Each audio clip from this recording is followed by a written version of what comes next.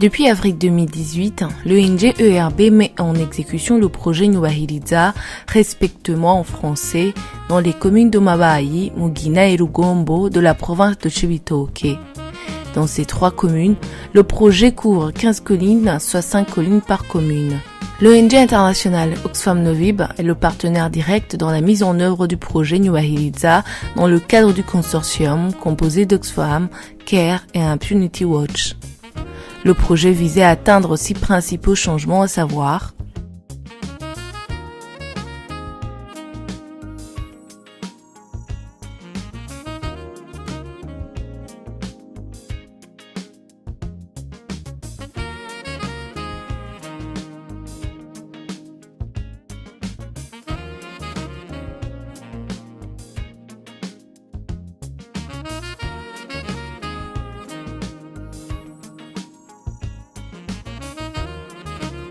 Ces changements sont en cours de réalisation dans les communautés d'intervention du projet grâce à la mise en œuvre des principales activités suivantes. Mise en place et renforcement des capacités de 15 clubs de paix et 75 membres sur les 15 collines. Organisation des formations, des sensibilisations sur différentes thématiques, notamment les droits et devoirs relatifs à la paix et sécurité. Résolution des conflits Do No Harm, violence basée sur le genre à travers l'approche Watangamucho. Facilitation dans l'élaboration et révision régulière des plans de paix et de sécurité pour les 15 collines bénéficiaires du projet. Appui aux clubs de paix et aux autorités collinaires dans l'exécution de plans de paix et de sécurité. Facilitation dans la mise en œuvre de la plateforme communale et provinciale sur la paix et la sécurité. Mise en place et formation de 50 groupes USLA composés des jeunes et femmes essentiellement pour assurer leur autonomisation économique. Les bénéficiaires directs du projet témoignent sur les effets positifs et les changements. Jewe nitwa Nishimagizwe Regine, nkaba ndi ku mutumba wa Muyange, akaba ari jewe ndongoye umugambi Nyubahiriza hano kuri uno mutumba nyene wa Muyange. No kuvuga ni muri commune Mugina, zone Rugajo, ama intara ni Cibitoke. Umugambi Nyubahiriza warashitse kuri uno mutumba wa Muyange. Baraduhaye inyigisho, baratwigisha umugambi Nyubahiriza icarico n'ibikorwa byawo.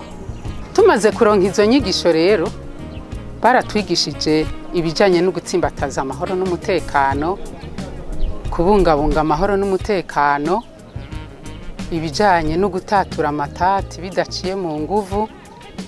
Baratwigisha umutekano icarico, baratwigisha aho umuntu abaye, ukuntu amahoro agomba gutsimbatara tudaciye hirya no hino. Baratwigisha ukuntu umugambi wo gutsimbataza amahoro n'umutekano ugomba gutsimbatara aho umwe wese aherereye. Hampande y'ivyo rero baciye batubaza intambamyi tubona, ingorane tubona zishobora gutuma umutekano uhungabana umwe wese ku mutumba haherereye. Twebwe twarashoboye kwerekana intambamyi dufise ku mutumba zikunda gutuma umutekano uhungabana kuri uwo mutumba nyene. Twarabonye kwagirizanya uburozi, twarabonye ubusuma, twarabonye intambamyi zo guharika, twarabonye intambamyi zo kubaka bidaciye mu mategeko, twarabonye intambamyi zo kutamenya amategeko, eka n'ibindi. Hanyuma tumaze kubona izo ntambamyi, twaciye twiga ukuntu izo ntambamyi twozikura mu nzira dufadikanije n'abajejwe intwaro. Turabona neza yuko ubu biriko biragenda neza. Dufatiye kuri izo ntambamyi zose twabonye, turabona ko hariho urugero rushimishije biriko biragabanuka ku mutumba wacu wa Muyange. Les cadres de discussion ont été organisés par le projet à l'endroit des autorités provinciales, communales, judiciaires et policières sur les thématiques de paix et de sécurité. Ils ont témoigné l'importance de ce projet Nyubahiriza et les engagements à renforcer la paix et la sécurité en collaboration avec les structures locales.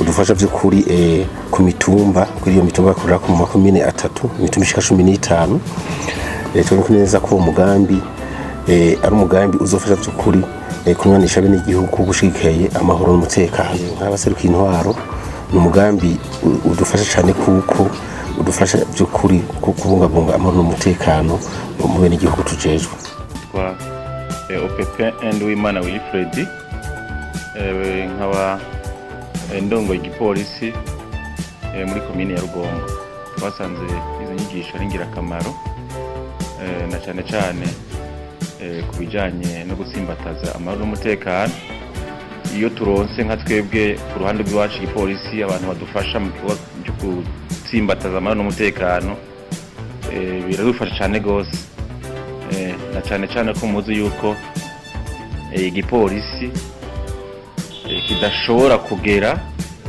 ku rugo rw'umuntu mu gucungera umutekano w'umuntu. Icyo rero tugiye gukora ni ugukorana n'uyu mugambi nk'abo batoye ku mitumba donc mu kugwizana cyane cyane kuvugana kuko hariya bari koko hari ibyo bashobora kubona bimwe bagahanura ariko hari n'ibindi kumbura usanga badashobora bonyene gutorera umuti. Les membres des clubs de paix et les autorités locales ont un travail de commun accord dans les résolutions des conflits déjà identifiés et classés en termes des priorités lors des assemblées collinaires pour élaborer les plans de paix et de sécurité des collines. Ces derniers témoignent comment ils s'approprient des formations et sensibilisations en matière de résolution des conflits. Akazina nitwa Ntakirutimana Devote nkaba mba mu ntara ya Cibitoki komine Mabayi umutumba ikabere jewe rero nkaba ndumwe mu batowe ku mutumba wa Kabere mu mwishira hamwe ERB mugambi Nyubahiriza nkabanyobora komite y'umugwi w'amahoro ku mutumba wa Kabere muri komine Mabayi. Muri make rero uwo mugambi Nyubahiriza utarashika no kuri nitwari tumerewe neza hari ibintu by'imvuru rujya no hino mwumvikano muke mu kibano matati mu ngo byari ari ibintu bimaze kuba byinshi cyane bimaze kuremerana abantu bamwe ntibaryama hari abarara bumva induru zivugejya no hino ugasanga ni ngorane mugabo tumaze uwo mugambi umaze gushika kuko akenshi kwa gutatura amatati mu kibano rujya no hino turi tugware tumwe twatuma umutekano uhungabana umugabo umaze kubashika rero ubu hari ikintu kirekeye tumaze kunguka twagiye twumviriza amatati tukigisha ingene amatati yohera ko amatati akwega iki akwega intambara akwega byinshi umutekano muke umaze kuba twana kwashobora kuba n'ikintu c'intambara turigisha rero abanyego twakora tukabigisha icyo twasije mu mugambi ubu amahoro ni sawa tumaze kugira abo bita abatanga muco turafise abo bita abatanga muco ku mutumbi wacu tugiye turigisha igikorwa cyo gutatura amatati dushobora gusanga hariho nk'ahantu hari ingorane abo twatuba batanga muco bakaza kudufasha batanga umuco muri bya bindi byabaye batanga umuco kuko twe turi mu ngorane ziremereye cyane twe turabatanga muco nawe twahanyura abandi bagenzi bacu kugira ngo bahinduke kwa kundi bari bameze muri ya minsi yara Nyubahiriza itaratangura bahinduke nabo kuko natwe duhinduke gutya umugambi Nyubahiriza utaraze twari tumeze uko mugo bamaze kwashika ubu twarahindutse ubu tubona ari amahoro ico kintu cyane baracishimira cyane kandi ko turacishimira natwe dukorana nabo. Nitwa Nemeyimana Alexis usanzwe naratowe kurongora abandi ni mu president muri umugwi w'amahoro gutsimbaraza amahoro n'umutekano ku mutumba wacu wa Nyarusibeyi. Umugambi Nyubahiriza umaze gushanga wacu mu Nyarusibeyi hari ibikorwa bitatu nyamukuru ko barakora ubwa mbere no gutsimbataza amahoro n'umutekano dufashanije abajejwe intwaro n'abene gihugu. Ica kabiri ni ugwaruka gufata mu mugongo ugwaruka n'abakenyezi ugwaruka ruvabana n'inzira y'ingimba ahubwo nyabona kwijukira ibikorwa by'iterambere kugira ngo ushobore kwiteza imbere. Yaba mu ntwaro baravyishimira cyane natwe bw'abanyagihugu turavyishimira cyane. Kuva no muri commune baramaze kubona ibikorwa bitera imbere neza cyane ku mutumba kubera uyu mugwi ufashanya n'intwaro mu gutatura amatati muri byo kwa byo guteza imbere aho n'umutekano ku mutumba wacu wa Nyarusebeye. Après la formation sur la poche à Batanga Mucho dans la prévention et lutte contre les violences basées sur le genre, les bénéficiaires témoignent les changements dans leur ménage. Je nitwa Ntezimana Jean Marie Vianney. Ibi noba naramugiriye icambere ngo namukubise ikindi naco naho tutumvikana mu majambo ivyo nashaka kwangirira ntabigire nace ngira nti nanje nifatiye inzira iyi nimba hari agatoke gakomeye mu rugo ngashima kutanda kajazinyi ahandi naho kubyagagura nawe gutukana kugira gute no kutasura kumufasha mu mirima nibaza ngo angiriye nabi kumbure ni kutamenya ko ariko arankora neza nagiye gutahura neza ko ari kutamenya ko iwanje aho yubahiriza iziye ejo bundi cyambere nahakuye ikigwa cyo kubahiriza umufasha wanje twubaka Imana ntaye nkuko yabivuze uwo menga niwo mugambi twari twarindire nyigisho twashoboye kuronka muri nyubahiriza zaje zirimo umuti kuko ubu nagahembwe ubu nta ngorane hari kuko niyo ndamubajije ikintu ubona kinkankamira nawe ndumva naho namazi ikintu ntiyashobora kunyishura. Ubu mu murima turajana yaraza kumfasha mu murima gukora kuko mwabibonye ko twari turafashanya kwamurikaho ibi turabifashanya ntahari ubu nimba nanikiye ndamubwira ati uraba hafi wowe nzi ko yiriwe hagufi gusumbya jewe babikirere gihindutse imvura igwishobora kuza kwanura yumva yonde nzi ko ari hafi nta mutima usimba naho imvura yogwa mba nzi ko ibintu ashaka kuvyanura. Les effets multiplicateurs de changement touchent d'autres ménages grâce au travail des couples changés et qui changent les autres. Twakwizera Imana Esperance burya nanje mba muri commune Mugina ntara ya Cibitoke. Nukuvuga je umushinga ntari wange yari yazanye uwundi mukenyezi aramuzana acafata ibyo mu nzu byose amabido amasafuriya byangombwa byose bigize urugo arasohora. Ujya muyo mwanya jewe narazazaniwe ndaburi yomva niyonja ariko muyo mwanya niho numva abajejwe uyu mugambi wanyubahiriza ko bahari kuko nari nkiri nyamujijya nino ujya narabituye maje kubitura baravuga ati ibyo ntibikahabe baraje barabaza umushinga ntayo wanje ati cyabimuteye ujya bo barakoresheje uko bagiye babashishwa nuko batewe iriteka ibyo bintu byanje byatwawe bongera kandi barabingarukanira barabinsegera mu cyubahiro cyabo.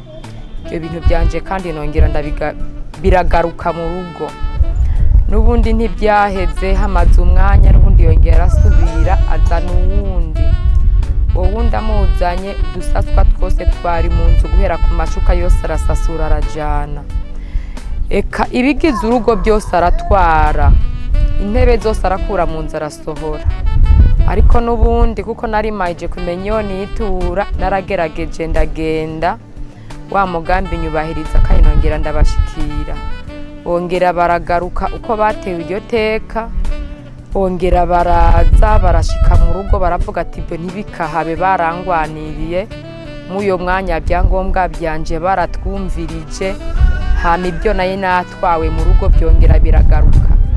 Ubu rero nkaba numva afise amahoro mu mutima kuko icyo gihe nyine twari twatangwe n'abana ntiyegera kandagira mu rugo ariko kuvaho impanuro zimwe zimwe atangiye kuzumvira ubu ngubu aragera mu rugo aho kunyuka abonetse akakaduha utuvuta twabonetse akaduhereza ubu unye kuva umugambi nyubahiriza ugera mu rugo rw'umwe wese nukuri nka jewe nari nzigirijwe cyane mbere mvuze birebire no hava nsanga narize nkabura n'ibyo mvuga ariko mu uyo mwanya n'ukuri Imana yari yubahishije nkuko yabahaye iryo banga bose ndabona kumenga barabuza amahoro n'ukuri jewe kuva bagera mu rugo rw'iwanje ubu ndabona ko fisa amahoro cyane atagabanije n'ukuri ndashimiye uwo mugambi.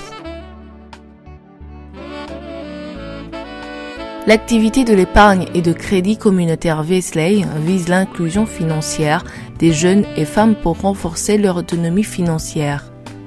Il était prévu de mettre en place 30 groupes Vesley, mais aujourd'hui on compte au moins 50 groupes Vesley sur les 15 collines d'intervention du projet.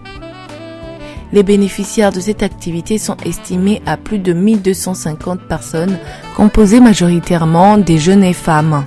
Pour les jeunes en particulier, cette activité permet de prévenir la manipulation en violence et l'adhésion aux groupes armés pour perturber la paix et la sécurité. Les bénéficiaires témoignent des changements de l'importance de cette activité d'épargne et de crédit communautaire. Nitwa Manirakiza Virginie, nkamba ku mutumba Mparambo ya mbere, agacimbiri Rubuye, komine Rugombo, intara ya Cibitoke. Je nkinjira muri iryo shirahamwe ryo kuziganya no kuguranana, nabona mengo ni ibintu bisanzwe. Ariko maze kuryinjira mu by'ukuri neza na neza naciye mbona ko atari ibintu bisanzwe kuko natoye ingurane y'ibihumbi 10 ari mangeze kugira ngo ndandaze ndabe nca ntangura kudandaza uturengarenga n'udutomati mbona ndarose inyungu y'ibihumbi 10 biba 20 hanyuma bigenze gutyo ndavuga ati byo byose ntago nogomba kwizo tomati hanyuma harageze igihe turagabura tumaze kugabura ndonka ibihumbi 120 maze kuronka ibihumbi 120 tugabuye mu ishirahamwe ncafata kuko muri icyo gihe muri yandi yari nimaze kudandaza nimaze kuronka ibihumbi 30 ndavuga ati byose kandi yateranye yose amaze kungana ibihumbi 150 nca niyumvira ati ntago noguma kuri ziya tomati nirengarenga nca ndagenda mfata ibido y'amamesa ibagaje ibihumbi 150 nca ntangira kuza nyene ndadandaza buke buke ayo mamesa rero ko nayadandaza nuko naza nunguka ayo nungutse nkacanguramwo indobo y'amaoki nkacashira ngaho nkacangura n'umunyu nkacashira ngaho nkacangura n'amashu nkacashira ngaho byose by'ukuri byarampaye inyungu ubu ndafise ibihumbi hafi 220. Ngo nitwa Hagizimana Pascal bomba intara ni Cibitoke komine ni Rugombo izone ni Rugombo umutumba ni Mparambo ya mbere jewe no kuvuga ubuzima narimbayeho bwari ubuzima bubayabaye kuko nari nsanzwe nkora umugambi w'ubudandaji hama aho nadandariza barahaturira ibintu byose birahomba bimaze guhomba ndiyungunganya ndagurana udufaranga ku bagenzi ndasubira ndubaka inzu iyi mubona turimo bo hageze aho ndayujuje n'ubundi cambura amahera yo kudandaza gusubira ngo nsubire ku kazi mbo sinzi ukumwe nabonye umudamu afise agatabo kanitse ko ishira hamwe ERB mu mugambi nyubahiriza igisata ca nawe nuze niyo nkingi y'iterambere ca ndamubaza ati mbega ako gatabo nanje ubona no karonka gute arampa umuco ambwira uti mwishira hamwe aho tukoranira hazigayemwe agatabo kamwe nawe bikunda woza tukakaguha bo ico gihe nca ndahakubitirayo barakanyereka barakampa bakampaye nanje nca ndinjira mu banywanyi bo ninjiye mu banywanyi nca ndatangura kuziganya ico gihe ntangoye kuziganya kabisa nari nkenye cyane harageze aho ndabasaba ingurane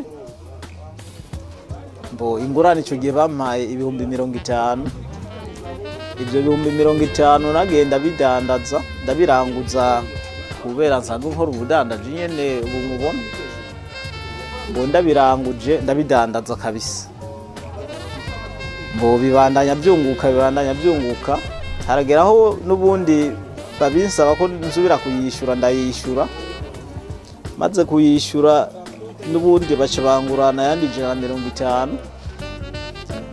bo banguranye 150 nayo nyine ndayadandaza nayo nyine arunguka haragera ikiringo cyo kuyishura nayo nyine ndagenda ndayishura maze kuyishura baca baranduza ba 300 ayo 300 nayo nyine ndayadandaza nayo nyine arunguka cyane gose nayo nyine haragera ikiringo cyo kuyasubiza ndayasubiza mbo ico gihe naho nyine baca baranduza kandi kubera babona nkora neza kandi nonguka kandi nabo barabibona baca bampa 500 ibyo 500 nabyo nabidandaje ndabidandaza nabyo nyine birunguka nayo nyine ndayasubiza maze kuyasubiza umwaka ucu bararangiye hacagera mwigabura tumaze kugabura ico gihe naciye ndonka 430.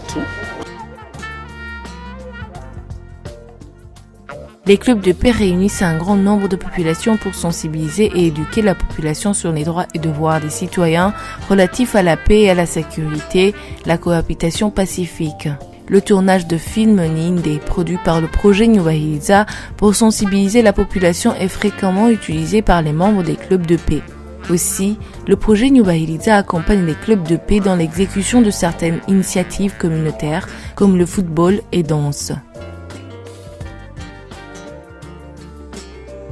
Le présent reportage s'est limité sur un petit nombre des cas de succès et les effets positifs, sinon le projet a apporté beaucoup de changements et des effets positifs du projet. Les autorités communales témoignent de la valeur ajoutée du projet Nyubahiriza en général au profit de la population.